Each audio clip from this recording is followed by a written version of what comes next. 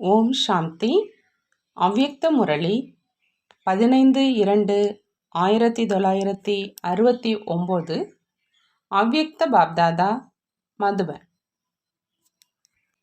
சிவராத்திரி சமயத்தில் அவ்யக்த பாப்தாதாவின் மகா வாக்கியம் சந்தரி தாதிஜி உடல் மூலமாக. இன்று யாரை வரவேற்பதற்கான தினம்? தந்தை மற்றும் குழந்தைகள். ஆனால் சில குழந்தைகள் தன்னையே மறந்துவிட்டதால் தந்தையையும் மறந்துவிட்டனர். இன்றைய தினம் முன்பு வரவேற்பு இருந்ததை போன்று இருக்கிறதா? எத்தனை தந்திகள் முன்பு வந்தன? ஆக மறந்துவிட்டீர்கள் இல்லையா? தந்தை இருக்கும் பொழுது பிறகு எவ்வாறு மறக்க இயலும்?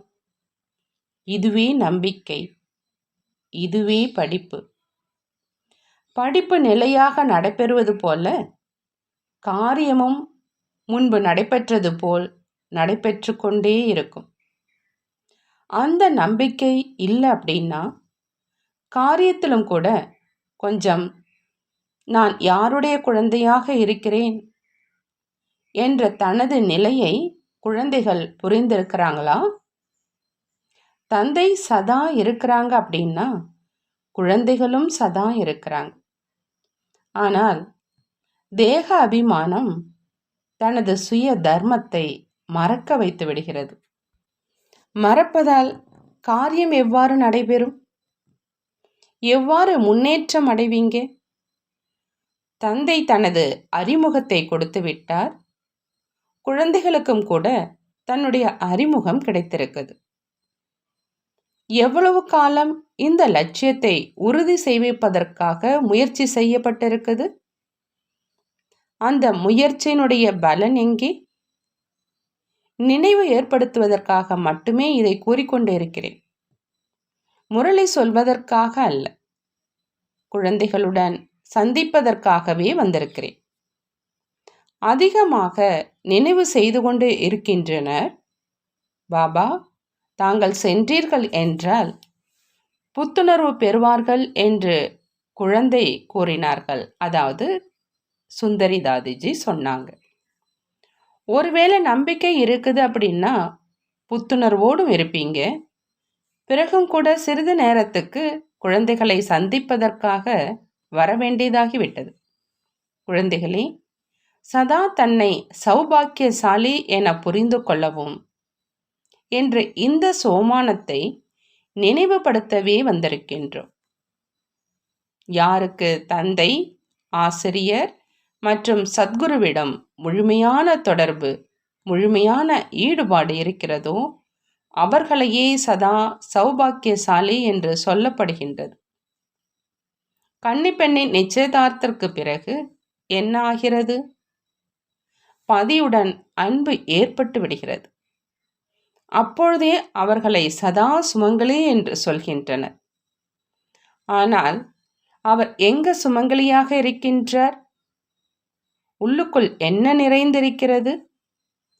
கன்னிப்பெண் 100 பிராமணர்களை விட உத்தமமானவராக கருதப்படுகின்றார்.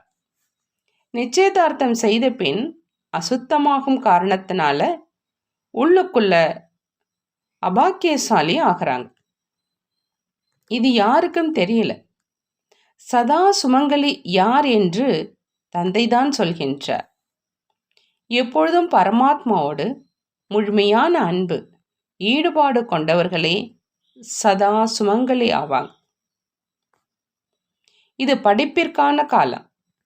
தந்தை தன்னுடைய காரியத்தை செய்து கொண்டிருக்கிறார், வழிகாட்டுகின்றார், கற்பித்து கொண்டும் இருக்கின்றார். எதுவரை கற்பிக்க வேண்டுமோ அதுவரை கற்பித்து கொண்டே இருப்பார். அழிவு எதிரிலேயே இருக்கிறது. அதனுடைய தொடர்பு தந்தையுடன் உள்ளது. தந்தையினுடைய பிரிவு ஏற்பட்டு விட்டது என நினைக்காதீர்கள். பிரிந்தும் செல்லவில்லை, விடை பெற்றுவிடவும் இல்லை. எதுவரை அழிவு ஏற்படவில்லையோ அதுவரை தந்தை துணையாக இருப்பார். சில காரியங்களுக்காக தந்தை வதனத்துக்கு சென்றிருக்கிறார். சமயத்தின் அனுசாரம் அவை அனைத்தும் நடைபெற்று கொண்டே இருக்கும். இதில் எந்த விடைபெறுவதும் இல்லை, எந்த பிரிவும் இல்லை. பிரிந்து விட்டதாக தோன்றுகிறதா? நீங்கள் விடை கொடுத்தீர்களா? ஒருவேளை விடை கொடுத்திருந்தால் பிரிந்தும் சென்றிருப்பார். விடை கொடுக்கவில்லை எனில் பிரிந்தும் சென்றிருக்க மாட்டார். நாடகத்தில் இந்த காட்சி நடைபெற்று கொண்டிருக்குது. தந்தையினுடைய விளையாட்டு நடந்து கொண்டிருக்குது. விளையாட்டு நடைபெற்று கொண்டிருக்குது. எதிர்காலத்தில் அதிகமான விளையாட்டை பார்க்க வேண்டியது இருக்குது. அவ்வளவு தைரியம் இருக்குதா? தைரியம் கொள்ளும் பொழுது அதிகம் பார்ப்பீர்கள். எதிர்காலத்தில் பலவற்றை காணப்போகிறீர்கள். ஆனால் மிகுந்த கவனத்துடன் அடியை எடுத்து வைக்க வேண்டும். ஒருவேளை கவனத்துடன் நடக்கவில்லை எனில் எங்காவது பள்ளம் இருந்தால் விபத்து ஏற்பட்டுவிடும். குழந்தைகளுடன் சந்திப்பதற்காக சிறிது நேரத்திற்காக வந்திருக்கிறோம். அநேக காரியங்கள் செய்ய வேண்டும். வதனத்தில் இருந்து கொண்டு அதிகமாக செய்ய வேண்டியதாக இருக்கிறது. குழந்தைகளின் உள்ளத்தையும் நிறைவடைய செய்ய வேண்டியிருக்கிறது. பக்தர்களின் உள்ளத்தையும் நிறைவடைய செய்ய வேண்டியிருக்கிறது. அனைத்து காரியங்களும் சங்கமயுகத்தில் தான் நடக்கிறது. தந்தையினுடைய அறிமுகம் கிடைத்துவிட்டது அப்படின்னா பொக்கிஷம், பரிசு சீட்டு கிடைத்துவிட்டது என்பதாகும். தற்பொழுது குழந்தைகளுடைய சேவையை பூர்த்தி செய்திருக்கிறார். அனைவருடைய சேவையும் இப்பொழுது வதனத்தில் இருந்து செய்ய வேண்டும். எனது குழந்தைகளும் இருக்கின்றனர், மாற்றாந்தாய் குழந்தைகளும் இருக்கின்றனர். அனைவருடைய சேவையும் செய்ய வேண்டும். அதிகாலையில் வந்து திஷ்டியினால் அறிமுகம் கொடுத்தாகியது. திஷ்டி மூலம் சக்திமிக்க ஒளியை அனைவருக்கும் கொடுத்து சுகம் அளிப்பது தந்தையின் கடமையாகும். தற்பொழுது அனைவரும் அருங்காட்சியகத்தின் சேவை செய்ய வேண்டும். அனைவருக்கும் தந்தையினுடைய அறிமுகத்தை அளிக்க வேண்டும். தந்தை சேவைக்காக என்ன சித்திரங்களை உருவாக்கி வைத்தாரோ அதை வைத்து சேவை செய்ய வேண்டும். விரல் கொடுப்பதால் மலையை தூக்க முடிகிறது இல்லையா? இதுவே கோபகோபியர்கள் விரல் கொடுத்து மலையை தூக்கியதாக புகழப்பட்டிருக்குது. விரல் கொடுக்கவில்லை அப்படின்னா மலையை தூக்க முடியாது. சிருஷ்டியினுடைய ஆத்மாக்களை கடைத்தேற்றுவதே மலையை தூக்குவதாகும். பிறகு அவர்களை உடன் அழைத்து செல்ல வேண்டும். குழு இருக்கிறது இல்லையா? இறுதியில் குழுவாகி ஒற்றுமையாக அனைவருடன் இணைந்திருக்க வேண்டும். முதல்ல காட்சியில் சிவப்பு நிற கூட்டத்தை கண்டீர்கள். அது அப்பொழுது புரியலை. ஆனால் இப்பொழுது அதே ஆத்மாக்களினுடைய கூட்டத்தை தம்முடன் அழைத்து செல்வதற்கான நிகழ்வு நாடகத்தில் இருக்கிறது. அனைவருக்கும் சேவை செய்யணும். நல்லது. அதிகாலை எழுந்து தந்தையினுடைய நினைவில் இருங்கள். ஏனெனில் அந்த சமயத்தில் தந்தை அனைவரையும் நினைவு செய்கின்றார். அந்த சமயத்தில் சில குழந்தைகள் தென்படுவதில்லை, தேட வேண்டியதாக இருக்கிறது.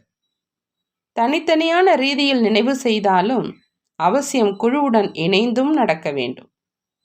எந்த அளவுக்கு நினைவில் இருப்பீர்களோ அந்த அளவே தந்தையினுடைய அருகாமையில் செல்வீர்கள். தந்தையை மறந்து விடுவதால் குழம்புகின்றனர். தந்தையை எப்பொழுதும் துணையாக வைத்து கொண்டால் மறக்க இயலாது. நல்லது. ஓம் சாந்தி. நன்றி பாபா. நன்றி.